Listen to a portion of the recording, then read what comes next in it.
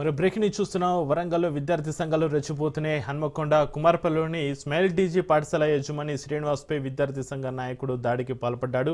దాడిలో శ్రీనివాస్కు గాయాలయ్యాయి. విద్యార్థి సంఘాల దాడికి నిరసనగా నేడు ఉమ్మడి వరంగల్ జిల్లా పాఠశాల బంద్కు పిలుపునిచ్చారు. చందాలు ఇవ్వకపోతే విద్యార్థి సంఘాలు దాడికి దిగుతున్నారని ఆరోపిస్తున్నారు.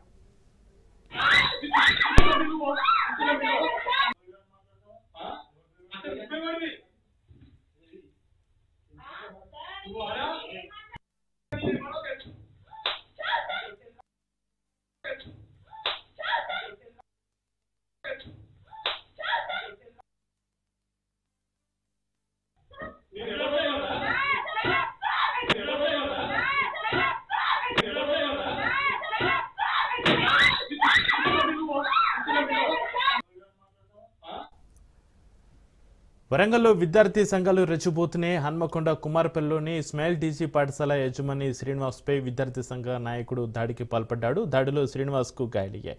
విద్యార్థి సంఘాల దాడికి నిరసనగా నేడు ఉమ్మడి వరంగల్ జిల్లా పాఠశాల బంద్కు పిలుపునిచ్చింది. ఇక చందాలు ఇవ్వకపోతే విద్యార్థి సంఘాలు దాడికి దిగుతున్నారని ఆరోపిస్తున్నారు.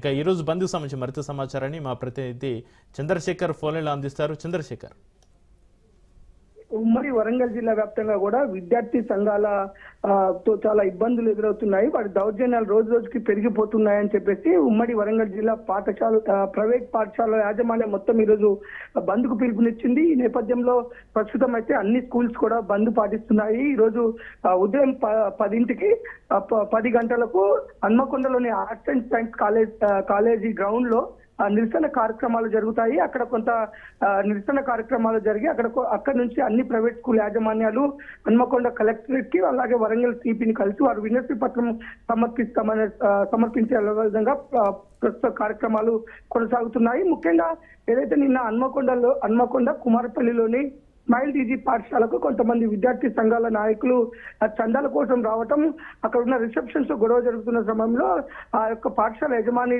శ్రీనివాస్ వర్మ అక్కడ రావటం, ఆ చందాల విషయంలో నేను ఇవ్వలేనని వారిద్దరి మధ్య విద్యార్థి సంఘాల నాయకులకు చెప్పడంతో వారిద్దరి మధ్య కొంత వాగ్వాదం జరిగింది. ఈ నేపథ్యంలో ఇలా చందాల కోసం మమ్మల్ని బెదిరిస్తున్న మిమ్మల్ని జైలుకు పంపించాలని శ్రీనివాస్ వర్మ అనడంతో ఒక్కసారిగా కోపోద్రిక్తులై పక్కన ఉన్న ఇంకో విద్యార్థి సంఘం నాయకుడు ఆ శ్రీనివాస్ వర్మ పైన చేయి చేసుకోవడం, అంతా సీసీ కెమెరా రికార్డులు అయితే నమోదైంది. దాన్ని పోలీసులకు కంప్లైంట్ చేసిన వెంటనే వారు పోలీసులు సీసీ కెమెరా రికార్డులను పరిశీలించి ఆ విద్యార్థి సంఘాల నాయకుల పైన అయితే కేసు నమోదు చేశారు. ఇది కాదు, ప్రైవేట్ స్కూళ్లలో విద్యార్థి సంఘాల నాయకుల అరాచకాలు రోజు రోజుకి పెరుగుతున్నాయి. స్కూళ్లలో విద్యార్థి సంఘాల నాయకులకు పనేంటి, వీరిని కట్టడి చేయాలి, ప్రభుత్వం వీరిపైన కఠినమైన చర్యలు తీసుకోవాలనే విధంగా ఈరోజు బంద్ కు పిలుపునివ్వటం ఉమ్మడి వరంగల్ జిల్లా వ్యాప్తంగా ప్రైవేట్ స్కూల్స్ అన్ని కూడా బంద్ పాటిస్తున్నాయి. అయితే చంద్రశేఖర్, చందాలు ఇవ్వకపోతే విద్యార్థి సంఘాలు దాడులకు దిగుతున్నారు. వీటిపైన విద్యార్థి సంఘాల నాయకులు వారు స్పందించారా? వారు ఏమంటున్నారు? విద్యార్థి సంఘాల నాయకులు కూడా ప్రస్తుతానికి దీనిపైన ఎలాంటి స్పందించే పరిస్థితి లేదు. ఎందుకంటే అక్కడ పూర్తిగా మొత్తం వాయిస్ తో సహా సీసీ కెమెరా రికార్డులో అయితే నమోదైంది. ఎక్కడ కూడా ఆ చందాలు ఒకవేళ స్కూల్స్ ఏమైనా ఇస్తే తీసుకోవాలి, లేదంటే లేదంటే వెళ్ళిపోవాలి. అంతేగాని ఇట్లా బలవంతంగా చేయడం అక్కడ మొత్తం కూడా ఆధారాలతో సహా ఉండేసరికి వేరే ఎవరు కూడా సంఘాల నాయకులు అయితే మాట్లాడలేని పరిస్థితి మనం చూసుకోవచ్చు. చిన్న ప్రాబ్లం వచ్చినా కానీ ఇటు ప్రభుత్వ అధికారులు ఉన్నారు, వ్యవస్థ ఉంది, ప్రభుత్వ వ్యవస్థ ఉంది. వీరందరికంటే ముందు కూడా వీరు వచ్చి మొత్తం విద్యార్థి సంఘాల పేరుతో స్కూల్లో పాఠశాలలోకి వచ్చి చాలా ఇబ్బందులు గురి చేస్తున్నారు.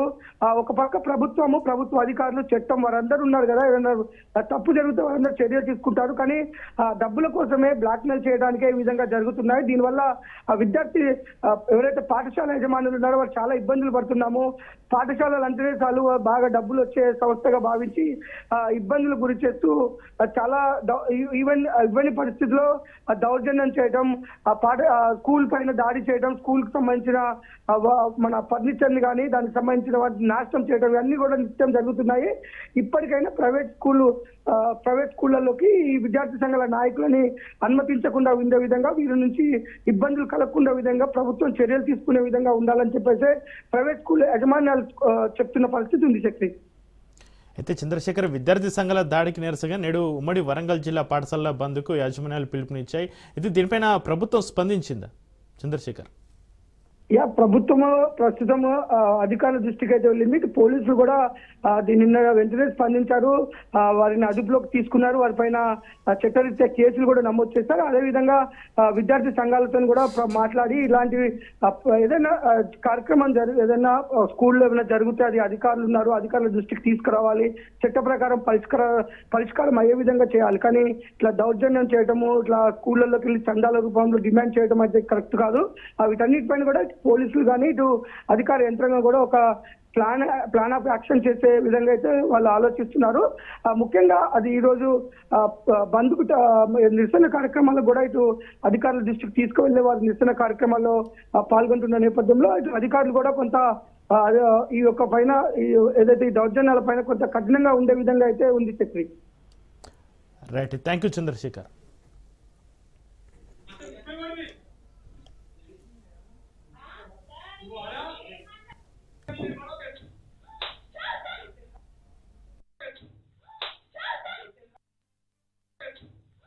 సిఐఐ భాగస్వామ్య సదస్సుకు ముందే విశాఖపట్నంలో పెట్టుబడుల జాతర మొదలు కానుంది.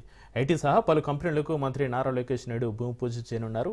2047 నాటికి $2.4 ట్రిలియన్ ఆర్థిక వ్యవస్థ లక్ష్యంగా sales software, iSpace software solutions, tech తమిళ సాఫ్ట్వేర్ సొల్యూషన్స్, ఫీనమ్ పేపు కంపెనీలతో ఒప్పందం కుదుర్చుకోనున్నారు. విశాఖ యూనిట్ ద్వారా లో కోడ్ ఏఐ టెక్నాలజీపై సంస్థ దృష్టి పెట్టనుంది. భారత్ సహా అమెరికా, బ్రిటన్, యుఏఈలో ఈ సంస్థ కార్యకలాపాలు నిర్వహిస్తుంది. ఇక ప్రైవేట్ లిమిటెడ్ లాంటి ఐటీ కంపెనీలతో పాటు Raheja IT space, residential project, world trade centre లాంటి ప్రతిష్టాత్మక సంస్థలు వీటిలో ఉన్నాయి.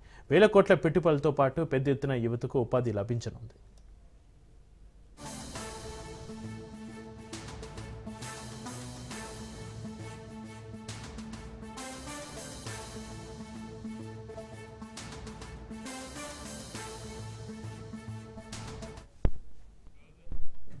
ఢిల్లీలో సీఎం రేవంత్ రెడ్డి టూర్ కొనసాగుతుంది. రాష్ట్రానికి పెట్టుబడులే లక్ష్యంగా నేడు యుఎన్ ఇండియా స్ట్రాటజిక్ పార్ట్నర్షిప్ ఫోరంకు హాజరు కానున్నారు CM Revanth. Indo US summit ప్రతినిధులతోటి భేటీ కానున్నారు. ఇదే టూర్లో ఏఐసిసి అగ్రనేతలను కలిసి ఛాన్స్ ఉన్నట్లుగా సమాచారం. ఇక జూబ్లీహిల్స్ పోలింగ్, స్థానిక సంస్థల ఎన్నికలు, బీసీ రిజర్వేషన్లపై మరోసారి అధిష్టానంతో చర్చించే అవకాశం ఉంది. డీసీసీ సెక్షన్పై కూడా చర్చించనున్నారు సీఎం రేవంత్ రెడ్డి. డిసెంబర్ 9న జరిగే రాష్ట్ర అవతరణ ఉత్సవాలకు ఏఐసిసి అగ్రనేతలను ఆహ్వానించనున్నారు సీఎం రేవంత్ రెడ్డి.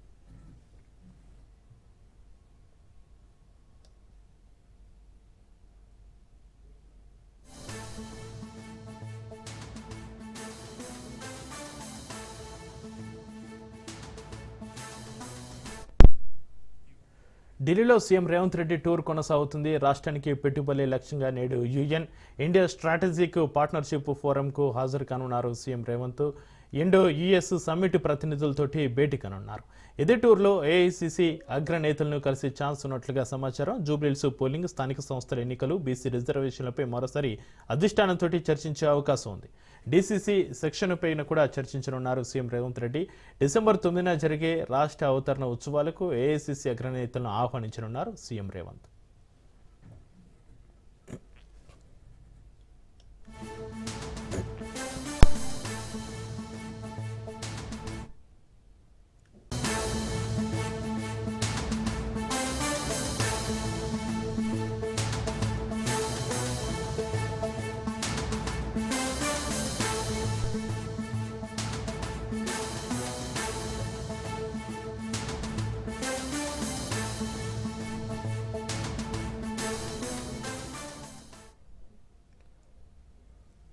ఢిల్లీ కారు పేలుడు కేసులో అధికారులు దర్యాప్తు వేగవంతం చేస్తున్నారు. పేలుడు సమయంలో కారులో డాక్టర్ ఉమర్ ఉన్నట్టుగా అధికారులు నిర్ధారించారు. ఉమర్ డిఎన్ఏ రిపోర్టు అధికారుల చేతికి అందింది. తల్లి డిఎన్ఏ తోటి ఉమర్ శాంపిల్స్ మ్యాచ్ అయినట్లుగా అధికారులు తెలిపారు. డాక్టర్ ఉమరే ఉగ్రదాడికి పాల్పడినట్లు నిర్ధారించారు. బ్లాస్టీసీ నుంచి అధికారులు డిఎన్ఏని సేకరించారు. కారు స్టీరింగ్, యాక్సిలేటర్లో ఇరుక్కున్న కాల్ నుంచి డిఎన్ఏ సేకరించారు.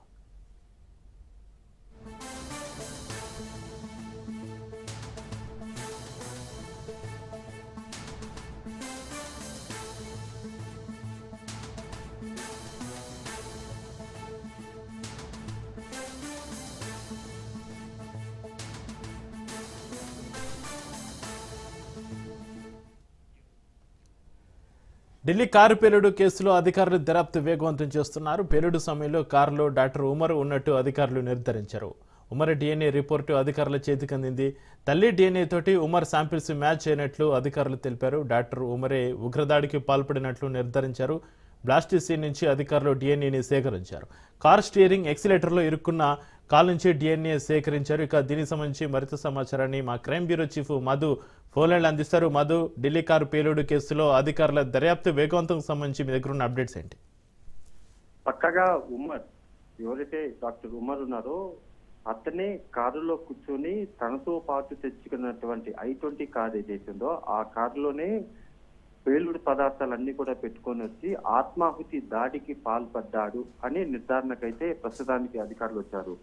కారుకు సంబంధించినటువంటి స్టీరింగ్, అక్కడ ఉన్నటువంటి బ్రేకుల మధ్య దొరికినటువంటి ఆనవాళ్ళు ఏవైతే ఉంటాయో, అంటే ఉమర్కి సంబంధించినటువంటి కాలు భాగం ఏదైతే ఉంటుందో ఆ కాలు భాగానికి సంబంధించినటువంటి పార్ట్ను DNA టెస్ట్ ద్వారా ఉమర్కి సంబంధించినటువంటి తల్లి DNA తో పోల్చినప్పుడు రెండు కూడా సరిపోయాయి.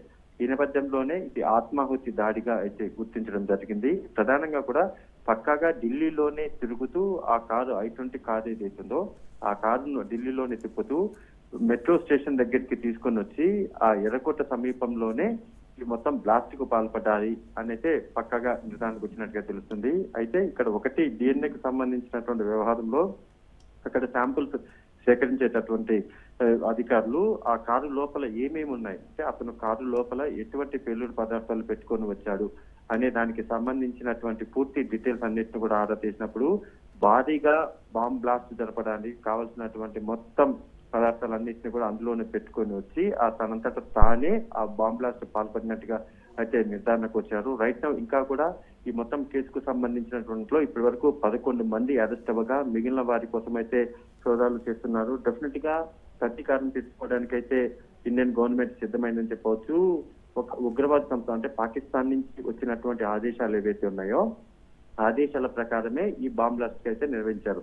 అలా బాంబ్ బ్లాస్ట్ నిర్వహించడానికంటే ముందు ఒక పథక రచన, అంటే ఎక్కడ బాంబులు అమర్చాలి, ఒకేసారి బాంబు చేయాలి అనేటటువంటి ప్లాన్ అయితే ఏదైతే వేశారో అలా వేసినటువంటి క్రమంలోనే ప్రస్తుతానికి ఢిల్లీలో ఉమర్ ఎవరైతే ఉన్నారో అతను ఆత్మాహుతి దాడి పాల్పడడానికి పక్క ముందస్తు స్కెచ్ ఏదైతుందో ఆ స్కెచ్ వేయడము, మొత్తం అంతా కూడా దీనికి సంబంధించి గ్రౌండ్ వర్క్ కూడా చేయడము, రెక్కి కూడా నిర్వహించిన తర్వాతనే అక్కడికి వచ్చి పార్కింగ్ దగ్గర కారు ఆపి తనంతా 6:55 ఆత్మాహుతికి పాల్పడినట్టుగా అధికారులు గుర్తించిన నేపథ్యంలోనే DNA టెస్ట్ తర్వాత ఉమర్ దీంట్లో ఉన్నాడు, ఉమరే ఆత్మాహుతికి దాడికి పాల్పడ్డాడు అనైతే కన్ఫర్మేషన్ అయితే అధికారులు వచ్చారు. అయితే మధు, డాక్టర్ ఉమర్ ఆత్మాహుతి దాడి చేసుకోవడానికి ప్రేరేపించిన ఉగ్రవాదులు ఎవరున్నారనే కోణంలో దర్యాప్తు ఏ విధంగా కొనసాగుతుంది మధు? అంటే ఇక్కడ పూర్తిగా కూడా ఒక టీం ఎవరైతే ఉన్నారో, అంటే డాక్టర్ గా ఉంటూ ల్యాబ్ టెక్నీషియన్ గా ఉన్నటువంటి వారు ఎవరైతే ఉన్నారో వాళ్ళందరూ కలిసి ఒక టీమ్ గా ఏర్పడి వాళ్ళంతా కూడా ఇండియాలోని ప్రధాన నగరాలలో అందులోనూ ఢిల్లీలో ఎక్కువ బాంబ్ బ్లాస్ట్లు జరపాలి అయితే ఒక యాక్షన్ అయితే రెడీ చేసుకున్నారు. ఈ నేపథ్యంలోనే వాళ్ళు చేసినటువంటి ప్లాన్లన్నింటినీ కూడా ఇప్పుడు ప్రస్తుతానికి గుజరాత్ యాంటీ టెర్రరిస్ట్ స్క్వాడ్ ఎవరైతే ఉన్నారో వాళ్ళు పట్టుకోవడంతో ఒక్కొక్కటిగా బయటకు వస్తున్నారు. అందులోనూ మెయిన్ గా చూస్తే మొయినుద్దీన్ ఎవరైతే ఉన్నారో అతను ప్రధానంగా కూడా వాటర్ ట్యాంకులు కావచ్చు, లేకపోతే ఆలయాలకు సంబంధించినటువంటి వాటర్ సరఫరా చేసేటువంటి ప్రాంతాలు, కూరగాయలు, అదేవిధంగా ఆహార హోటల్స్ లో వీటన్నిటిలో కూడా విష పదార్థాలు కలిపి భారీ సంఖ్యలోనే జనాలను చంపాలి, ఒక ఆందోళనకరమైనటువంటి వెదర్ని క్రియేట్ చేయాలి అనేటటువంటి ప్లాన్ చేశారు. కాబట్టి ప్రస్తుతానికి ఈ టీం అంతా కూడా ఏం జరుగుతుంది, ఈ టీం అంతా కూడా ఎక్కడ ఉన్నారు అనే దానికి సంబంధించి ఇంకా ఇప్పటికీ కూడా సోదాలు జరుగుతున్నాయి. ఇంకా పట్టుబడాల్సినటువంటి టెర్రరిస్టులు చాలా మంది ఉన్నారు. సో ఈ నేపథ్యంలోనే ఉమర్ ఆత్మహత్య దాడికి పాల్పడ్డాడు, ఇంకా పట్టుబడినటువంటి మొయినుద్దీన్ కావచ్చు, మిగిలినటువంటి 11 మంది కావచ్చు, వీళ్ళందరూ కాకుండా ఇంకా ఎంతమంది టీం ఉన్నారు, పాకిస్తాన్ నుంచి వీళ్ళందరికీ కూడా నిధులు ఎక్కడి నుంచి వచ్చాయి, వీళ్ళకి ఇక్కడ ఆశ్రయం ఇచ్చినటువంటి వాళ్ళలో వీళ్ళకు సహాయ సహకారాలు ఆర్థికంగా కావచ్చు, పెళ్లి పదార్థాలకు తయారు చేయడానికి కావాల్సినటువంటి ముడి సరుకులు కావచ్చు, వీటన్నిటిని కూడా ఎవరు తీసుకొని వచ్చారు, వీటన్నిటి మీద కూడా ఇన్వెస్టిగేషన్ జరుగుతుంది. కాబట్టి అతి పెద్ద టెర్రరిస్ట్ ముఠా భారతదేశంలోనే ఉంటూ ఆ ముఠా భారీ పెళ్లిళ్లకు పాల్పడినట్టుగా అయితే నిర్ధారణకు వచ్చింది. కాబట్టి ఇప్పుడు వారిని పట్టుకున్న పనులైతే గుజరాత్ యాంటీ టెర్రరిస్ట్ స్క్వాడ్ అయితే రెడీ అవుతుందని చెప్పాలి. Right, thank you Madhu.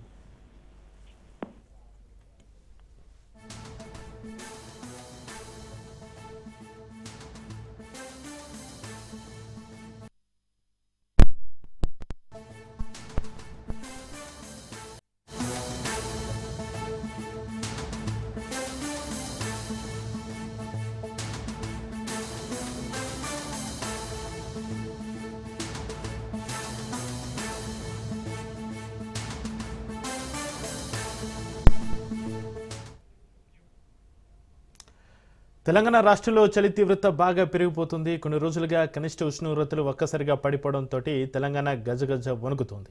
రాబోయే 3-4 రోజుల్లో చలి మరింత తీవ్రం కానుందని ప్రజలు అప్రమత్తంగా ఉండాలని వాతావరణ శాఖ హెచ్చరించింది.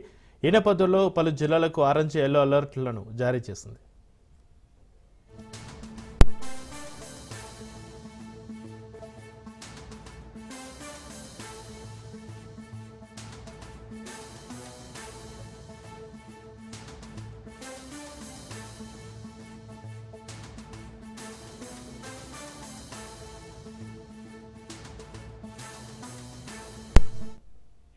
వాతావరణ కేంద్రం అంచనాల ప్రకారం రానున్న రోజుల్లో రాత్రిపూట కనిష్ట ఉష్ణోగ్రతలు 8.5 డిగ్రీల నుంచి 12.5 డిగ్రీల మధ్య నమోదయ్యే అవకాశం ఉంది.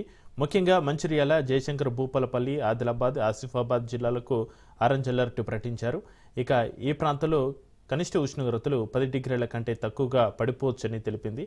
మిగిలిన జిల్లాలకు ఎల్లో అలర్ట్ జారీ చేసింది. ఇప్పటికే ఉమ్మడి ఆదిలాబాద్ జిల్లాలోని ఏజెన్సీ గ్రామాలు చలికి వణికిపోతున్నాయి.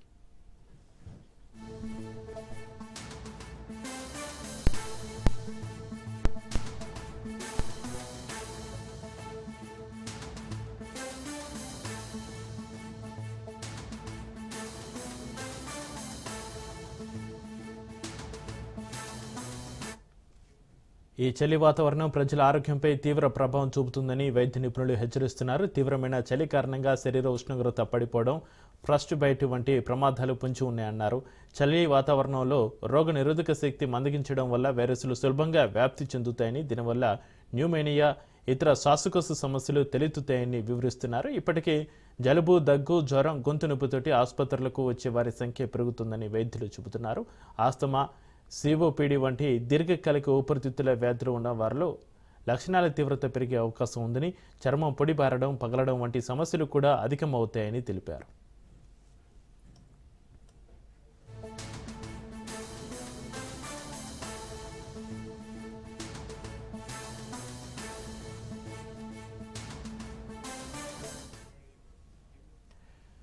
చలి తీవ్రత ఎక్కువగా ఉన్నందున కొన్ని వర్గాల వారు మరింత జాగ్రత్తగా ఉండాలని వైద్యులు సూచిస్తున్నారు. ముఖ్యంగా చిన్నారులు, వృద్ధులు, గర్భిణీలు, బాలింతలు, దివ్యాంగులతో పాటు ఆరుబయట పనిచేసే కార్మికులు అప్రమత్తంగా ఉండాలన్నారు. శరీరాన్ని వెచ్చగా ఉంచే దుస్తులు ధరించడం, గోరువెచ్చని నీరు త్రాగడం, చేతులకు గ్లౌజులు, కాళ్లకు సాక్సులు వేసుకోవడం మంచిదని సలహా ఇస్తున్నారు వైద్యులు. ఆస్తమా రోగులు తమ ఇన్హేలర్లను అందుబాటులో ఉంచుకోవాలని, బయటకు వెళ్లాల్సి వస్తే తప్పనిసరిగా మాస్క్ ధరించాలని స్పష్టం చేస్తున్నారు.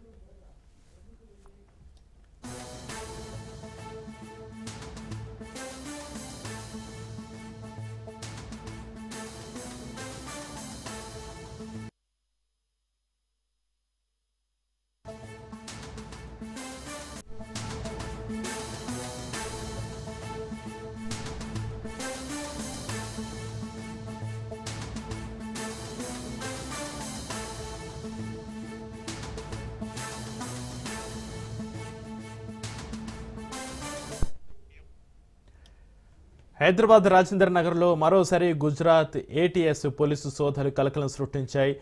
4th వ్యూ కాలనీలోని డాక్టర్ సయీద్ మొయినుద్దీన్ ఇంట్లో తనిఖీలు నిర్వహించారు. అడిషనల్ ఎస్పీ స్థాయి అధికారి ఆధ్వర్యంలో 5 సభ్యుల బృందం సోదాల్లో పాల్గొంది. 3 రకాల లిక్విడ్లతో పాటు కంప్యూటర్, పలు రకాల బుక్స్, ఆయిల్ తయారీ చేసే మిషన్ సహా పలు డాక్యుమెంట్లను స్వాధీనం చేసుకున్నారు. సయీద్ సోదరుడు ఓమర్ ఫారూఖీకి నోటీసులు ఇచ్చి సెర్చ్ నిర్వహించారు. అనంతరం సామాగ్రిని సీజ్ చేశారు. దేశంలో పెను విధ్వంసం సృష్టించేందుకు కుట్ర పన్నారనే ఆరోపణలపైన హైదరాబాద్కు చెందిన డాక్టర్ సయీద్ అహ్మద్ మొయినుద్దీన్ను ఏటీఎస్ పోలీసులు గుజరాత్లోని బనస్కంత జిల్లాలో అరెస్ట్ చేశారు.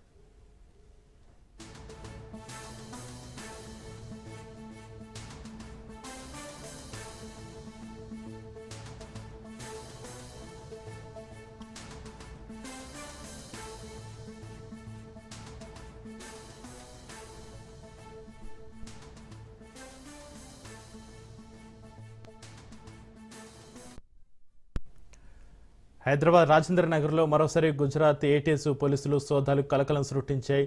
4th వ్యూ కాలనీలోని డాక్టర్ సయీద్ మొయినుద్దీన్ ఇంట్లో తనిఖీలు నిర్వహించారు. అడిషనల్ ఎస్పీ స్థాయి అధికారి ఆధ్వర్యంలో 5 సభ్యుల బృందం సోదాల్లో పాల్గొంది. ఇక 3 రకాల లిక్విడ్లతో పాటు కంప్యూటర్, పలు రకాల బుక్స్, ఆయిల్ తయారు చేసే మిషన్ సహా పలు డాక్యుమెంట్లను స్వాధీనం చేసుకున్నారు.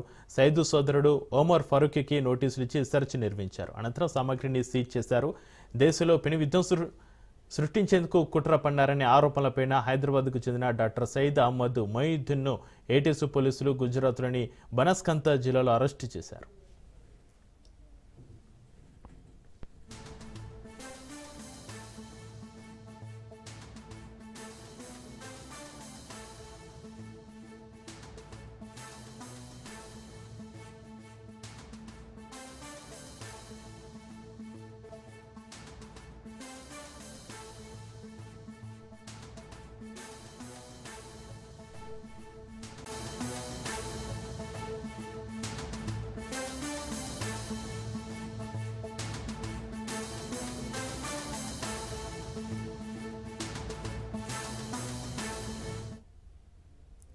కృష్ణా జిల్లా పేడనలోని మదర్సాలో ముగ్గురు మైనర్ అమ్మాయిలు మిస్సింగ్ అయ్యారు. కాకినాడ, విజయవాడ, బంటిమిల్లి ప్రాంతాలకు చెందిన ముగ్గురు టీనేజ్ అమ్మాయిలు మిస్ కావడంపై ఆందోళనలు వ్యక్తమవుతున్నాయి.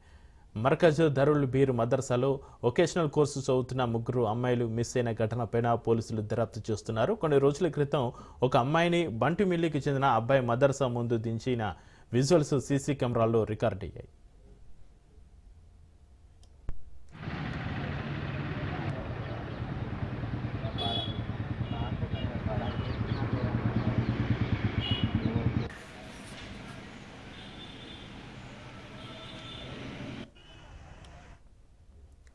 ముగ్గురు అమ్మాయిలు బూర్జా ధరించి మదర్సా నుంచి వెళ్లినట్లు సీసీ రికార్డుల పరిశీలనలో తేలింది. అమ్మాయిలు కనిపించకుండా పోయిన విషయంపై మదర్సా ప్రిన్సిపల్ అహ్మద్ షబ్బీర్ పేడన పోలీసులకు ఫిర్యాదు చేశారు. మదర్సా పెట్టి 25 సంవత్సరాలు అవుతుందని, ఎప్పుడు కూడా ఇటువంటి సంఘటనలు జరగలేదని, మొదటిసారి ఇటువంటిది జరగడం చాలా బాధగా ఉందని ప్రిన్సిపల్ తీవ్ర ఆవేదన వ్యక్తం చేస్తున్నారు. Pedana circle inspector Nagendra Prasad, SI Satyanarayana తమ సిబ్బందితో విచారణ చేపట్టారు.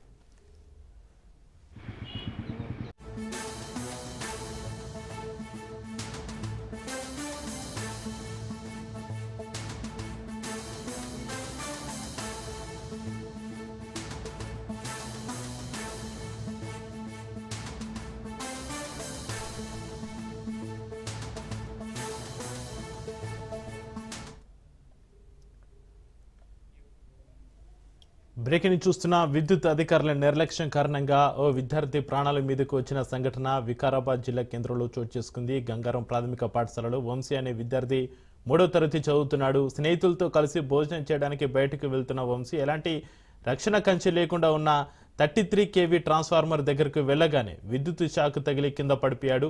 ఈ ట్రాన్స్ఫార్మర్ పాఠశాల ప్రహరీ గోడకు ఆనుకుని ఉండడమే కాకుండా ట్రాన్స్ఫార్మర్ చుట్టూ ఎలాంటి ఫెన్సింగ్ కూడా లేకపోవడమే ప్రమాదానికి కారణమని తెలుస్తుంది. ఏ ప్రమాదంలో విద్యార్థి వంశీ చేతులు కాళ్ళు కాలడమే కాకుండా తలకు బలమైన గాయాలయ్యాయి.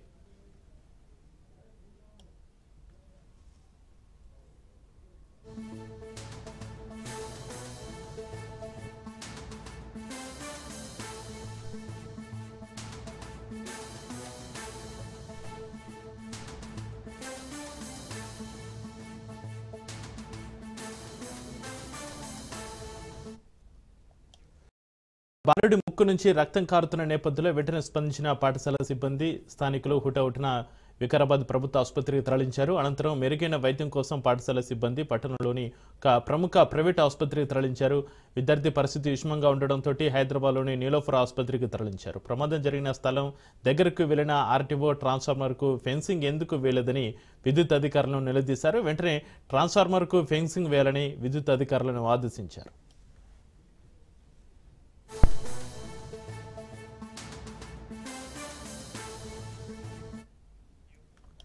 ఈ ఘటనకు సంబంధించి మరింత సమాచారాన్ని మా ప్రతినిధి రత్నకుమార్ ఫోన్లలో అందిస్తారు. రత్నకుమార్, విద్యుత్ అధికారుల నిర్లక్ష్యం కారణంగా ఒక విద్యార్థి ప్రాణాల మీదకి వచ్చింది. వికారాబాద్ జిల్లా కేంద్రంలో ఈ ఘటనకు సంబంధించి మీ దగ్గర ఉన్న అప్డేట్స్ ఏంటి?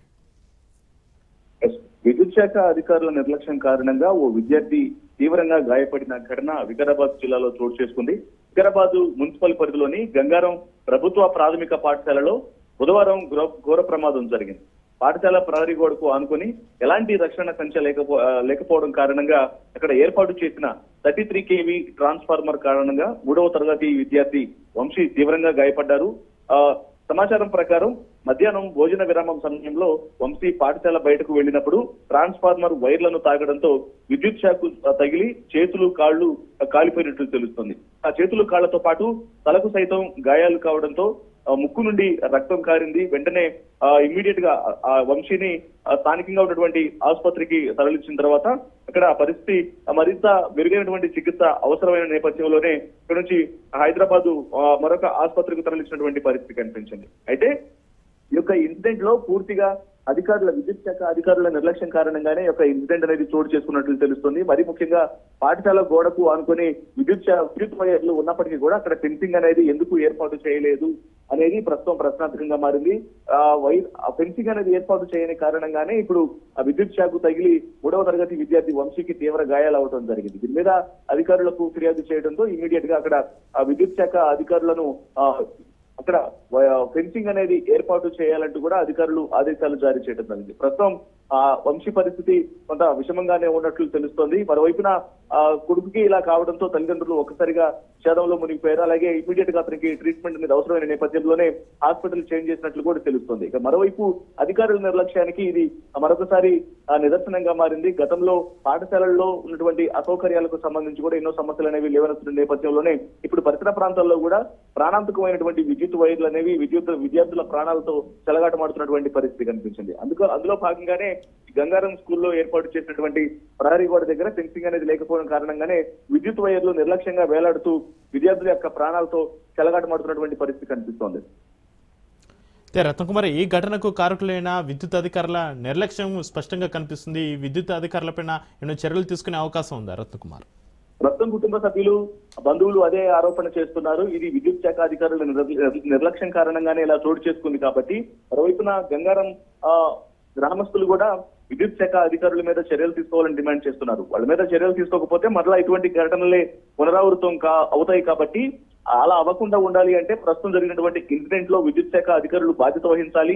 బాధ్యులైన వారిపైన కఠిన చర్యలు తీసుకోవాలంటే ఒకవైపున వంశీ తల్లిదండ్రులతో పాటు గంగారం గ్రామస్తులు డిమాండ్ చేస్తున్నటువంటి పరిస్థితి కనిపిస్తుంది. ప్రస్తుతం బాలుడి పరిస్థితి విషమంగా ఉండటంతో మరోవైపున దీనికి సరైనటువంటి మెరుగైనటువంటి ట్రీట్మెంట్ కోసం ఆసుపత్రి మార్చినట్లు కూడా మనకు సమాచారం అందుతోంది.